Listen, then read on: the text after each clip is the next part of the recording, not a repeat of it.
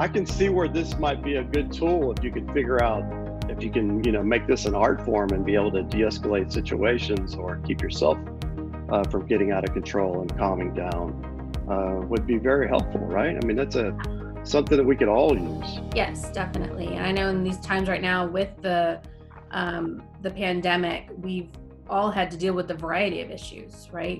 For some of our citizens, they've had financial problems because they have had furloughs or a decrease in their salary. They may have lost their job altogether, or their spouse or significant other may have lost their job. They may also be dealing with, because schools have closed, may have to be teaching their children while trying to maintain work as well. So those are a whole bunch of stressors that are that we may be dealing with right now.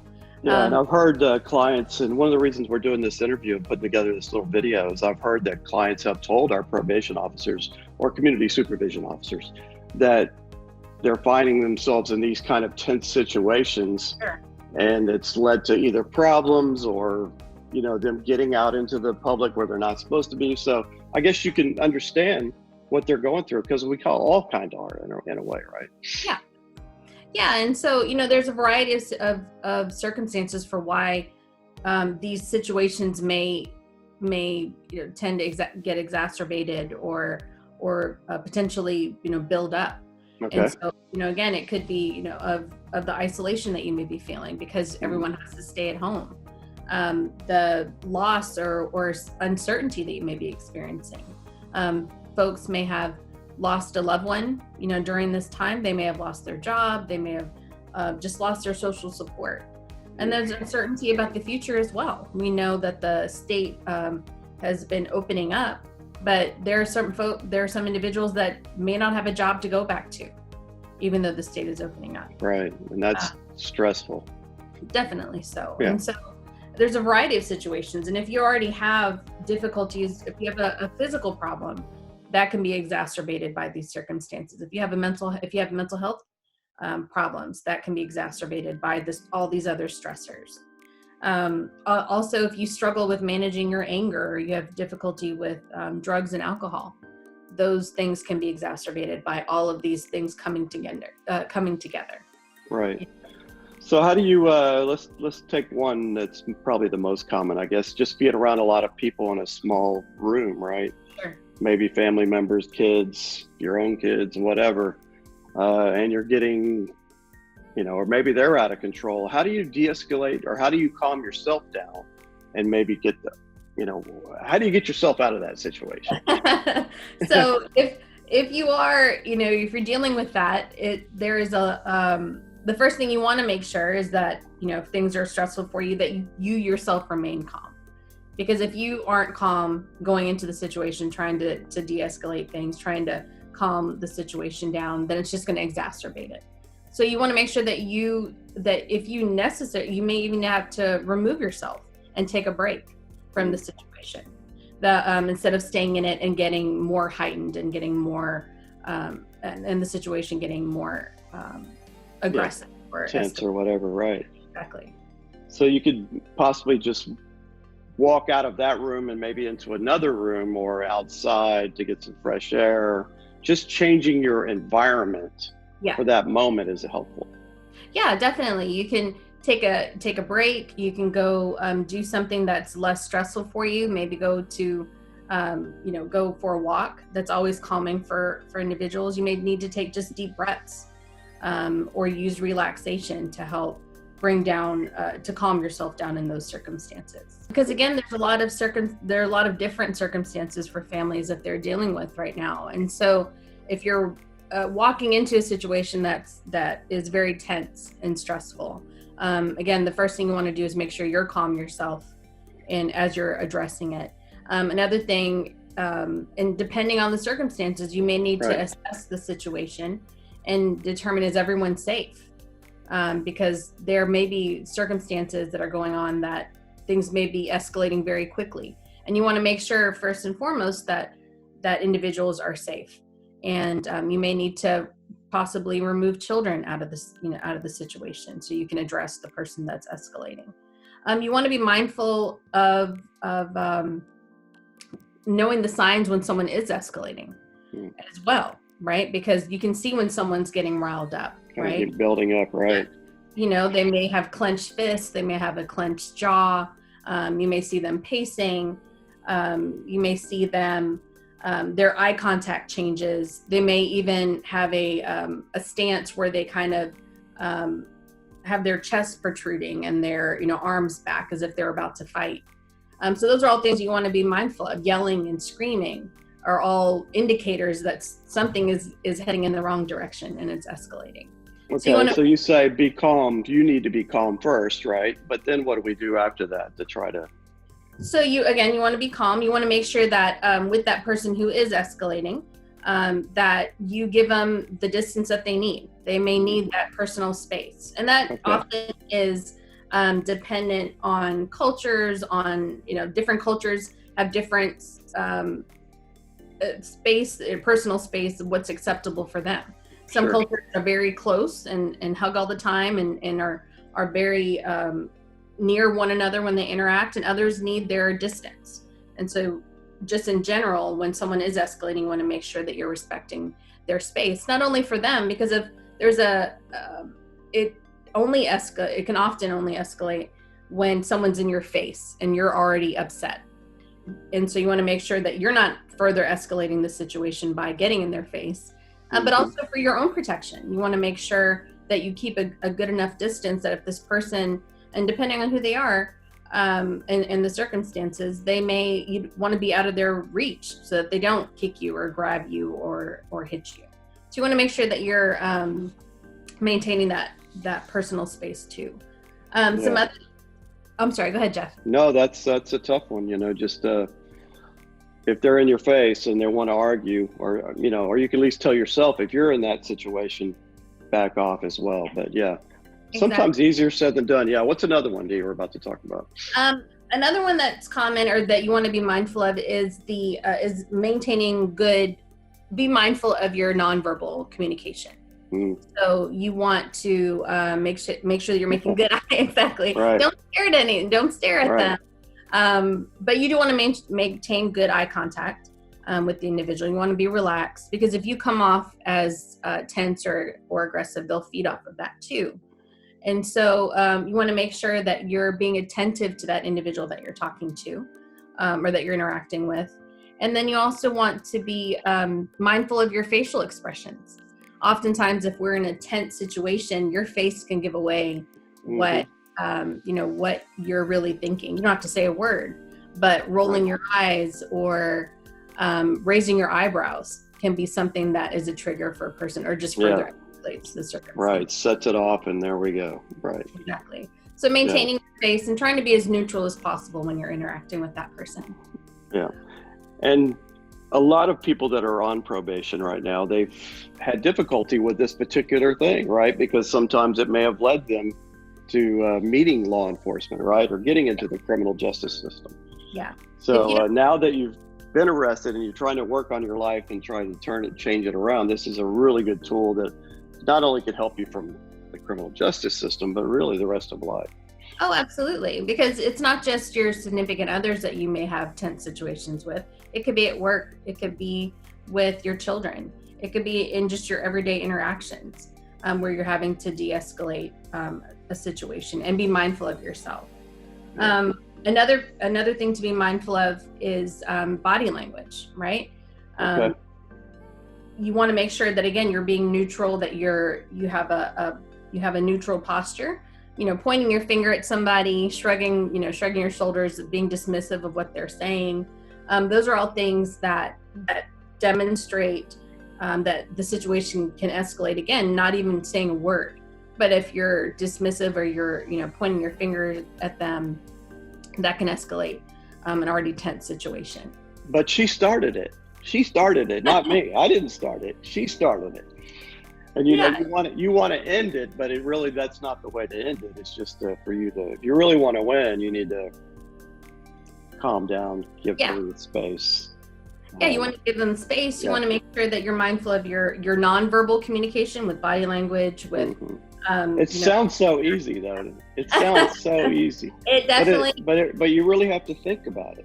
Yes, you do. You do. And you have to be beyond the nonverbal communication. You have to be mindful of what you're saying, right? As well. Because just as, your nonverbal communication is important, but also your words are too.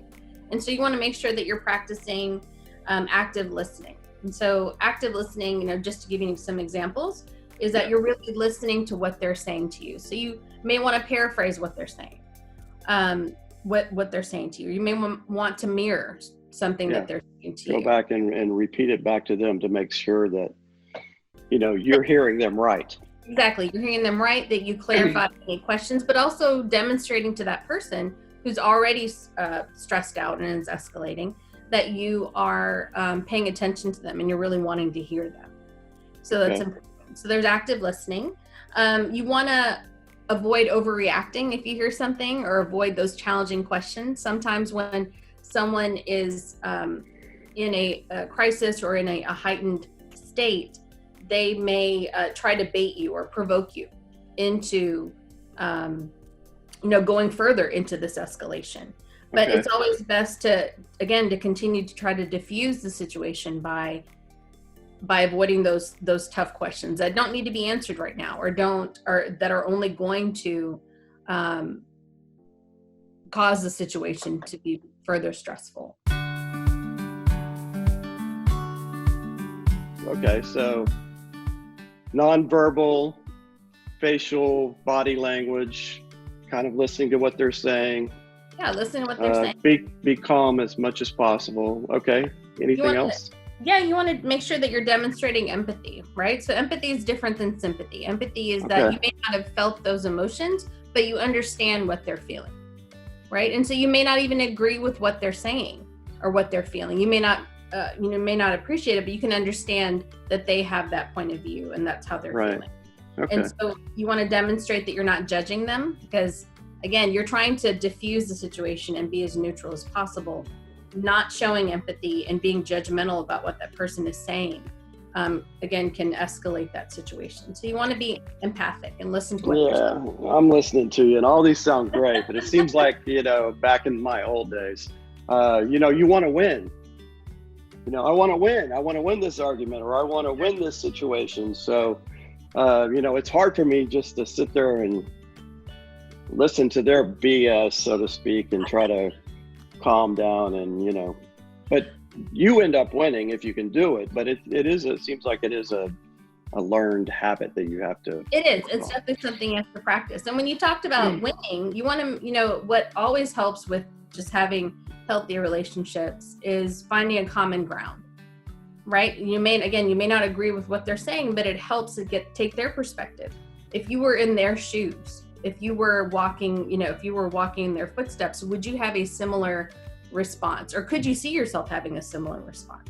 And so being able to take their perspective always helps to find that common ground to diffuse situations. Yeah, a lot of fights still are irrational, or de-escalate or escalated situations are just irrational for the moment. And I guess that's why you were saying early on in the conversation, if you could just move away from it for the moment, that could help a lot of things. Yeah, it can help, by taking just changing your environment. Yeah, removing yourself from it, because if you know that you have a tendency to be that way, to escalate, removing yourself from the situation, taking a break.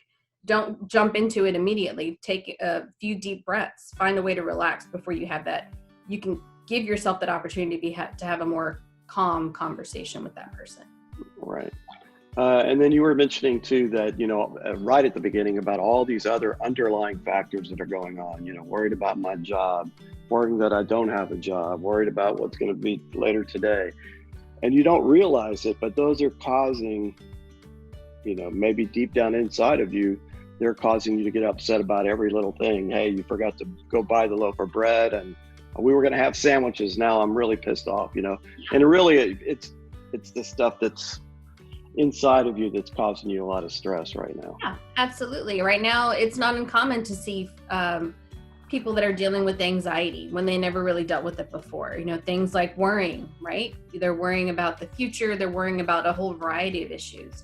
They may be edgy, irritable. They're not sleeping well. Depression is common now as well, where, people are having thoughts of, having feelings of hopelessness. having difficulty concentrating. They may have, they may find no interest or find pleasure or interest in the things that they used to like to do. They don't enjoy that anymore. Maybe as bad that they're feeling hopeless about the future or having thoughts of harming themselves. And so those are not uncommon right now in this time, especially with all the uncertainty that's going on with the pandemic. Right. So I guess another one would be surround yourself with people that you do want to be around, I guess. But you can't always be around your friends right now. So maybe do a video conference, or at least call them on the phone, or a Zoom call. I don't know. It just seems like it helps me just to talk to you today, to be honest with you. It's just very nice to talk to a coworker, this way.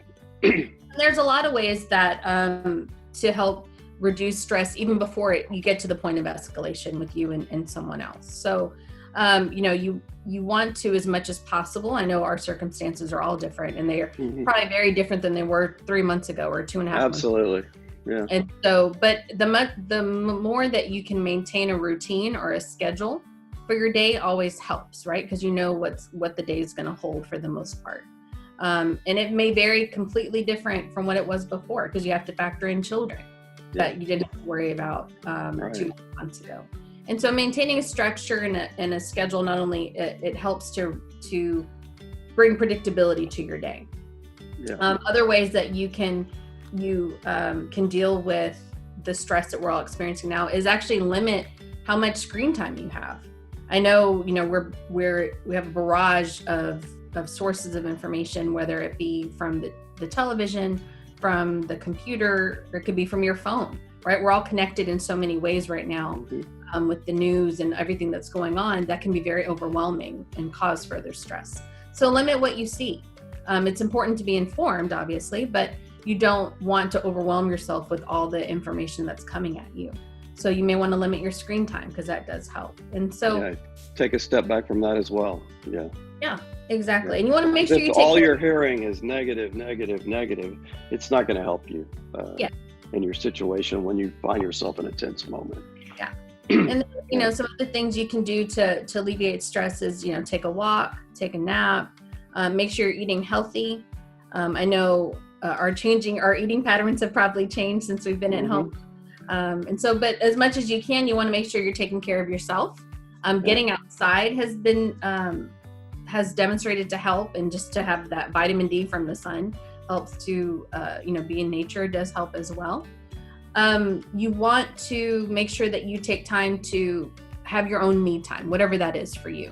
Especially, it is difficult when you're trying to balance work and home and kids and your responsibilities, especially when you don't have that definitive break, right? Of shutting down and leaving your office or your place of work and going home.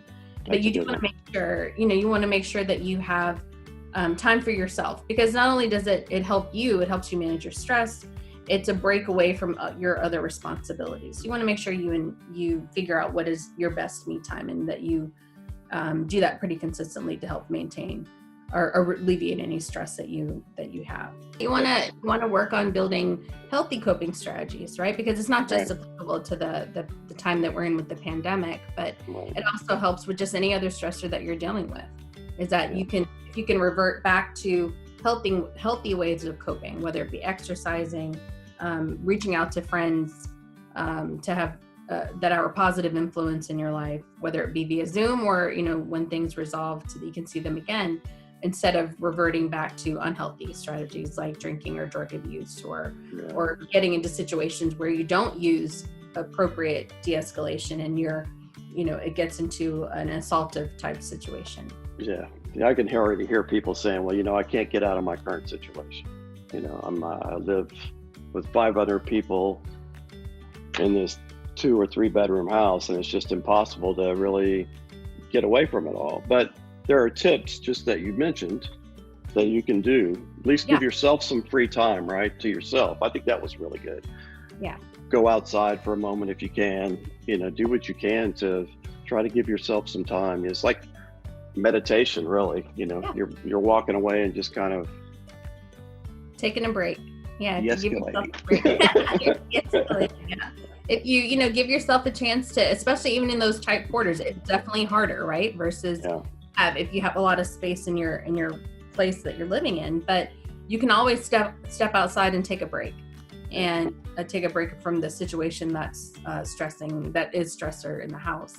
And you can take a walk, give yourself a chance to cool down before it does escalate again. Yeah, get that vitamin D, and hopefully the world will be a better place here in the next few weeks or months or years, and it'll be easier to de-escalate. But right now it is, we can understand, right? I mean, we all understand what people are going through right now. We're not trying to make light of it.